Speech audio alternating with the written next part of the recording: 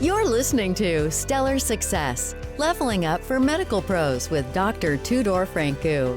Join us as we explore how medical professionals can achieve stellar success in all areas of life. It's time to level up. Hello, everyone. This is Stellar Success Podcast, and I'm your host, Dr. Tudor Francu, and I have the pleasure of having a great guest today, Dr. Raj Venkatramani, and I can't wait to pick his brain on a couple of issues that we might be interesting for our audience. How are you, Doctor? I'm doing great. Thanks, Dr. Franco, for inviting me to this podcast. Sure, my pleasure, my pleasure. I read a great book of Simon Sinek that was named Start with Why. And I want to ask you right from the start, what is your why? So I don't know which there is one why or a couple of whys. I can tell you the little story which led me down this path. So, like most of other physicians, I say you're an immigrant. I'm an immigrant physician. Grew up in a completely different social situation. So, Right, what I've been taught from my parents is, hey, don't spend a lot of money, save what you have, right? That's the way to live. And that's what the way I have lived always. And my requirements are very minimal. I don't have like a luxurious lifestyle. I'm very happy with what I have. But what happened is when turned 40, I've been an attending at that point for about 10 years. And then I said, okay, what's happening? How long can we retire for? And then the amount of effort I put into saving that money and what was left in the retirement account, that didn't make any sense, right? So then I started looking at, right, oh, there should be a better way than what I'm doing. So I was dedicated to academics. I was doing everything right. So that's when I started looking into real estate as an option. The second why I would say is my kids, they are exposed only to medicine, right? All my friends are doctors. I go to a social function, everyone is doctors. They don't know anything other than being a doctor. So what naturally happens is they grow up thinking, I want to be a doctor. If you ask them and say, hey, I want to be a doctor, my wife is a physician as well. But when I grew up in India and compared to America, there's a lot of difference, right? So right. America has so many opportunities. The path is not limited to one or the other. You can do so many things. So I wanted to serve as an example, right? How to start a business. You can do business here because your kids learn from you. They look at what you do, right? So Exactly. that's the other thing. So I wanted them to have options. At the end of the day, if they want to become doctors, I'm very happy. But I don't want them to think that's the only way. So I wanted to show them there are other things that can be done. So that's Exactly. it's a Yeah. major part of why I do what I do is I want to show them all the opportunities they have in America. Very nice. Very nice. That's a great why or whys. Um, I love that. And how would you define your success right now? What is success for you? Success for me is basically it's very simple from my point of view. It's like I have the freedom to do what I want, right? The freedom to do the things I love, right? At the end of the day, I love my work, so I'm not doing this to get out of medicine. I love being a doctor. That's Yeah, my primary identity. I love treating patients. I love interacting with others. I love doing research. But I need to have an option where I'm not doing what I love because I have to, right? Being a doctor because I want to. So that's if you have that luxury of doing things because you want to, then you can live a very fulfilling life, right? So that's that is great. my short answer to that. That's awesome. Yeah, that's a great approach to understand success. I kind of want to go into a little bit more deeper into what made you successful. And you know, we're trained hard, right, as medical professionals, and we work a lot and many years to learn all these things that we practice. But what do you think are the main skills and habits in your life that kind of pushed you forward to achieve what you want to achieve in your life? So my wife often tells me, or she's often surprised that she says, for a person with limited skill set, I don't know how you're successful. So actually, she knows me very well, so she knows my skill set. So I don't think I have an extraordinary skill set, but I'm very persistent. So persistence is key. Focus is another one. So those are the things I think, at least whatever success I had, I would attribute to those things, right? So if you want to Yes. do something, focus on it and do it. Yeah. Interesting. Very nice. Very nice. Um, are there any things in your life that you like books, podcasts, any meetings you like to go, anything that additionally comes into your life to learn from?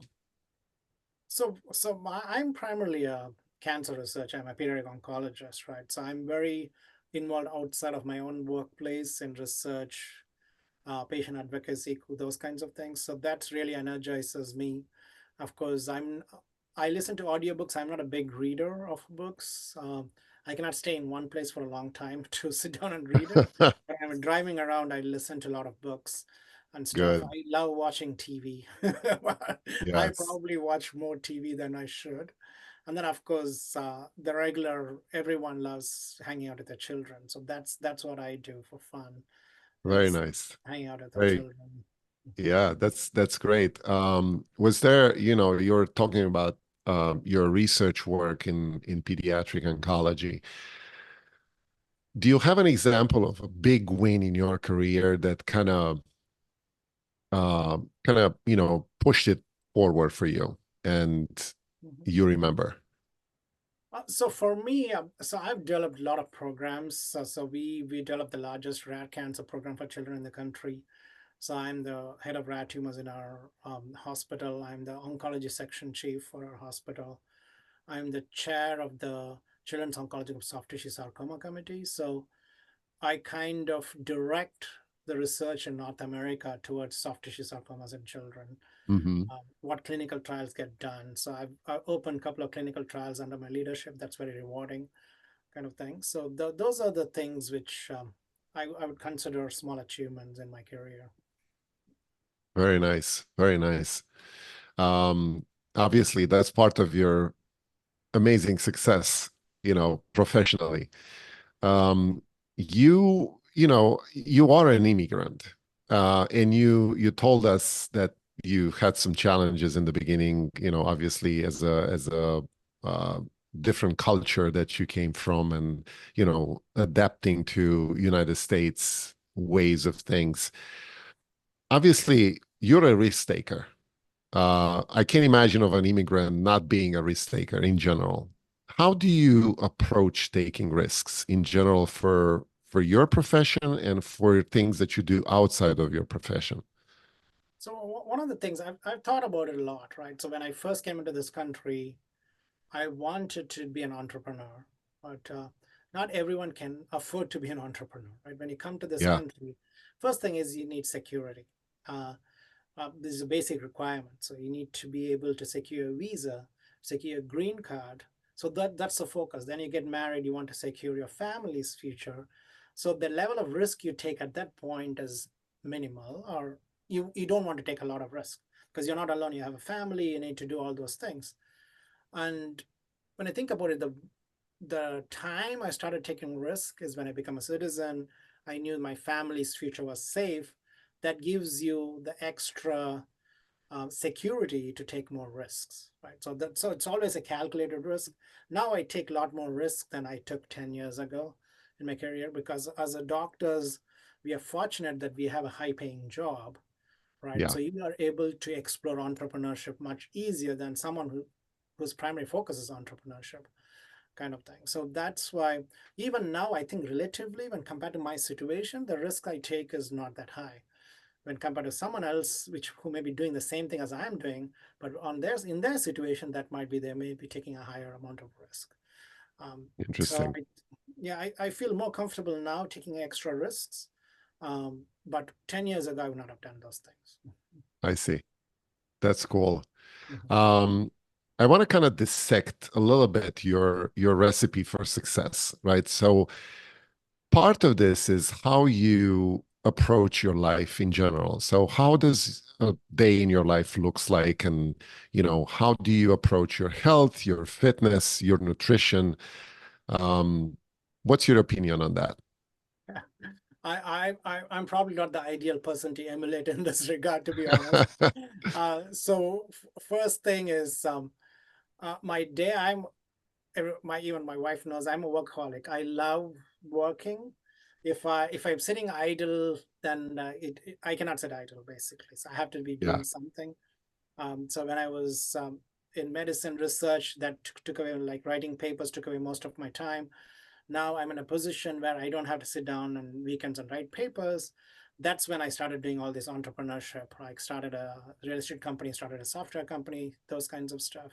So that's what I do. Like I wake up at like pretty early every day, like at least 5 o'clock in the morning. I go to bed early too. By 10, I'm usually in the bed and starting to yeah. sleep. So that's my routine schedule. With regard to food, I'm not very good at having a healthy diet. Uh, uh, I'm a vegetarian, that helps. So I don't eat a lot of, like, no meat, but I do eat a lot of food. And this year, from in February, I started doing running. Before that, I never did exercise too. So now Very I have nice. like a new target. I'm again, whenever I get bored with something, I said, okay, I need to run a marathon. Even though That's I never ran like even 100 meters in my life. In school, I hated running. So I took it as a new challenge. I gradually built it up to like this weekend I ran 6.5 miles. That's the longest I've ever run wow. in my whole life. So That's a hopefully that's a I'll great reach, goal. yeah, hopefully I'll reach run a marathon one day, but that's Yes, another thing. absolutely. I love that plan. It's what you do every day towards that plan, right? Mhm. Consistency and persistence, like you said. Yeah. Um, it's interesting how, we all think about medical professionals earning a lot of money, like you said. And, in general, we're very well financially as a profession. But it's not how much you make, right? It's how much you keep. Mhm. So I want to kind of pick your brain on different ideas for medical professionals to develop some kind of passive income streams that can help them later on in life when they cannot practice or they don't want to practice, or God forbid something else happens health-wise with them. How do you see this approach? And I know you're very involved in real estate right now, and how do you see those things going on for someone who wants to get into building up some passive income streams? So it's interesting. So I had a phone call with, so I have a lot of phone calls with other physicians, right? As part of my company, they book an appointment with me. Last weekend, I had a call with a rheumatology fellow. He's finishing his fellowship, and he said, "Hey, I see all your social media posts. I just want to pick your brain. What should I be doing? I'm just coming out of fellowship. He's going to get a high-paying job, and then again, it's going to depend on the situation in your life. For him, my best advice was, the first thing is when you're an young attending, don't think about real estate. This is what I told him. So that's the play. That's the time you're learning your craft and you're going to become an expert, right? So I don't get distracted with other things. You want to be the best doctor you can be. That's your basic Yeah. function in life. So you do that. The other thing I always tell when people call is I go through a series of questions with them. Make sure they say yes to all of those questions before they even consider investing with me. If they say no to those questions, I don't want them to invest with me.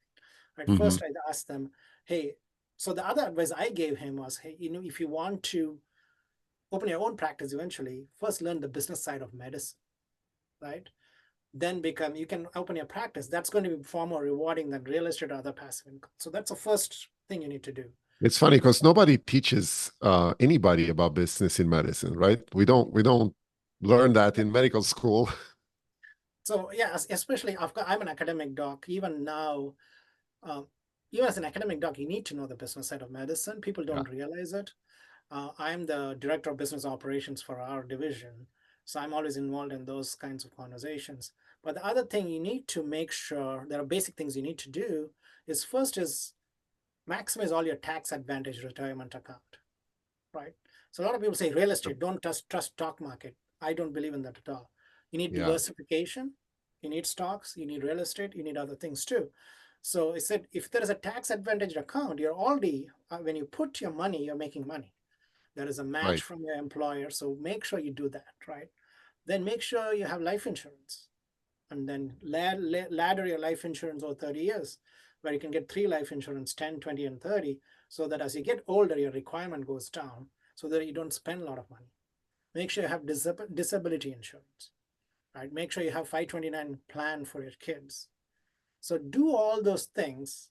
After that, of course, don't buy your attending house immediately, right? Think about house hacking. So that could be the best way for you to get into real estate is direct ownership, to see if you may like direct ownership. You may not like yeah, direct ownership, right? If you like direct ownership, and you can do it. You don't need me to do real estate syndication. You can go and build your own empire.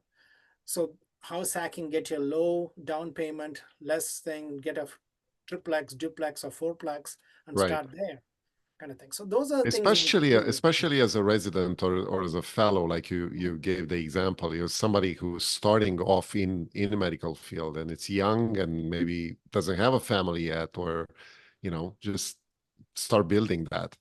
Yeah, these are things I wish I had known, right?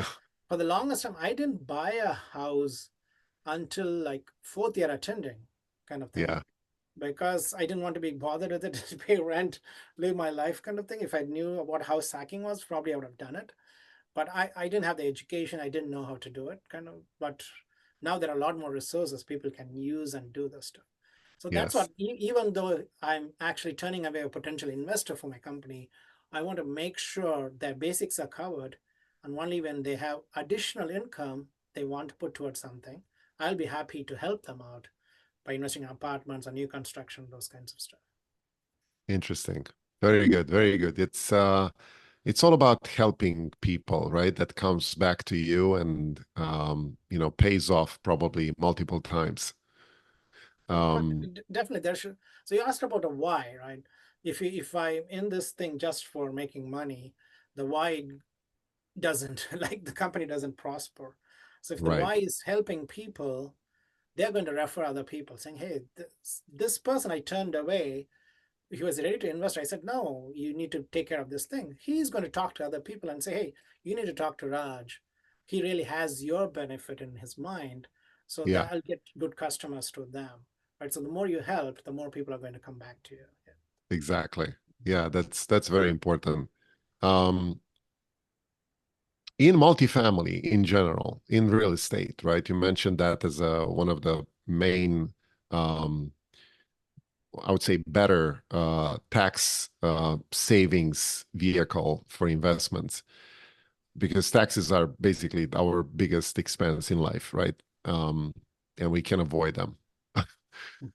So in that respect, how would you approach an investment from that point of view? Would you go more and look at more of the cash flow or the capital gains at the end? Are you more of a net worth type of guy? How do you evaluate your investments from that point of view? Yeah. So again, it's going to depend on the stage of your life, right? So if you're just starting out, even for me, I'm a middle-aged doctor. I don't need monthly cash flow because I'm getting salary. So for me, equity multiplier, net worth, increase in net worth is probably more important than cash monthly salary or monthly income. Saying that, I my basic criteria for investing is the whatever investing, it should have positive cash flow from day one, not like some future appreciation, possible appreciation stuff. So those are two different things. I want cash flowing investment, but I'm not looking for cash flow for myself every month. I'm more looking for Mhm. more equity multiple, those kinds of things. And a lot of our physicians, they don't realize, right? So when they come to us, say, hey, I hear that there is a lot of tax advantages. I want to invest in real estate. But as you know, the majority of physicians of W2 employees are those who are not are becoming very fast W2 employees. So they cannot actually decrease their W2 taxes. There are very few legal ways to decrease W2 taxes, and real estate Right. investing is not one of them. Unless you have a spouse who is not working and you can get a rep status, then it's probably a good thing. But if both spouses are working full time, it's unlikely that the real estate investment is going to decrease your W2 taxes. But what I tell them is, whatever money you're going to make from real estate, you can postpone paying taxes on it as long as you can. So that is the advantage. You can have income is essentially, at least at the point now, is tax free, and you can keep deferring those taxes for future thing using depreciation and other 1031 exchanges or lazy 1031, whatever things. So that is an Yeah. important advantage of real estate investment. But the other thing is, the first thing is the investment should make sense before I think about tax advantages, right? Regardless of tax advantage, someone says, I'll give you 100% depreciation, but if the 100% of your investment is gone, the 100% depreciation doesn't mean anything. Yeah. So the first thing is You it don't should be make good an investment. investment because of a tax Yes, deduction, right? definitely. But if there is a tax component to it, that's an advantage. And you can plan your taxes around your investment so that you can minimize it, if not completely eliminate it. Yeah. So of course, I'm not a tax advisor. I always refer them to the CPA, but I give examples of what I'm doing personally, and then they can learn from it. That's great. Yeah, that's great advice. Dr. Raj, part of your success is dealing with failures. And I want to ask you if there was any time in your professional life or investment life that you had something that didn't necessarily pan out. And how did you get through it? And what did you learn from it? So for sure on real estate side, I've had things which hadn't panned out. So one of our investments in multifamily actually. So because I got into real estate in 2021, end of 2020 and 2022, when the interest rates were very low when I got into real estate, was 3%, 3.5%. And as you can see, the kind of properties we bought initially were value add properties in variable interest. So some of them, or one of them at least, is struggling a lot because the interest rate went up so high. No one expected to go up so high in a short period of time. It was Even though probably we a had bridge loan. yeah, it's a bridge loan. Even though we had rate caps, and Yeah. traditionally the rate caps are, we bought it for 2 years because traditionally when Federal Reserve starts increasing interest rate, from the time they increase the interest rate to the time they start decreasing the interest rate is 2 years. Now this has gone on for far longer than 2 years. So hopefully they'll start decreasing interest rate thing. So what we have done is transparent communication. So we have told the investors, hey, this is what happening. This is what we planned for. This is what we are doing, kind of thing. So even in most investors, almost all investors, what they want is transparency and honesty, direct communication. They understand these are investments. And when people come to me, I always tell them that the highest risk of you investing in this is you could lose all your money. So understand that risk, because this is any investment, stock market, anywhere else, is the same amount of risks. So communicate them directly. I'm available 24/7. I talk to them. So my investors are very understanding, and we are still working through that problem. But they have been very gracious towards me when I explain to them, hey, this is what's happening and this is what we are doing. I see. Yeah, that's very important. Communication is probably the first thing that counts in a bad outcome, right? And like we all know, the first rule of investing money is try not to lose money. Mhm. So most people need to understand that every investment is a risk, no matter how you go about it, no matter how great it looks in the beginning, it's still a risk. Um, what what nugget or advice would you give someone who follows in your footsteps or wants to do what you're doing right now? So also what I'm doing is I tell them it's when you've gone to medical school, this is not difficult. Real estate is not difficult if you go. So some of the real estate people may not like it, but there is no substitution for putting in the time, right? Yeah, It's not that difficult, but you still have to spend a lot of time with it, learn the thing. So people sometimes don't dedicate enough time and they think I can do this. So that's what I tell them is, hey, don't underestimate the amount of time you need to spend. I'm pretty right. sure you'll be successful if you spend enough time with it. But you have to spend a lot of time making connections, understanding the economy, understanding the space, how to manage assets, those kinds of things. Just don't get into it and say, hey, I can do it, and don't fake it, kind of things. You have to put in the time to learn Yeah, stuff before you use investors' money. So you're using other people's money, um, hopefully to make good profit for them and also good profit for your company, but it has to be in a responsible way. So if you're working already yes, 80 hours a week, I would not try to do an active thing, and passive investment may be a better option. So you need to I have see. enough time to dedicate to it. Yeah, that's a good point. A lot of people are thinking that this is a get rich quick scheme type of thing, just invest in real estate and I'm going to be rich. And that that never happens most of the time because real estate is probably the best way to get wealthy, but not necessarily quick rich. And that's a good point you made. This takes time and this takes financial education first Mhm. to invest in something like that. But you're doing great things. What's the project? Any projects that you're working on right now? Anything exciting you're thinking about? Yeah, so yeah, our at least my personal buy criteria is I do class A or B multifamily. I already told you cash flowing from day one. And then, of course, that means that DSCR is pretty good, at least Hmm. 1.25 or higher. So we are working on a project in Houston. We hopefully will close in the next week or two. It's a 129 unit apartment complex in Houston where it's driving distance from my home, with minimal value add component, because that's Hmm. the appropriate thing for this environment we are in right now. And we are doing a loan assumption for 3.82% fixed for the 5 years. So the Oh, risk very is nice. minimum with that thing, and it's 1.5 DSCR when we buy the apartment complex. So that's what's happening in the next couple of weeks. I'm hoping to close it. We are waiting for the loan assumption to be approved. Once it's approved, we should be able to close. Very cool. Very cool. So, Dr. Raj, how can anybody get in touch with you? Any kind of way of connecting with you if they want advice or they want to pick your brain on stuff like this? Yeah, they can visit our website. There is a calendar link. They can book a call with me anytime. The website is www.redoccapital.com, REIDOC capital.com.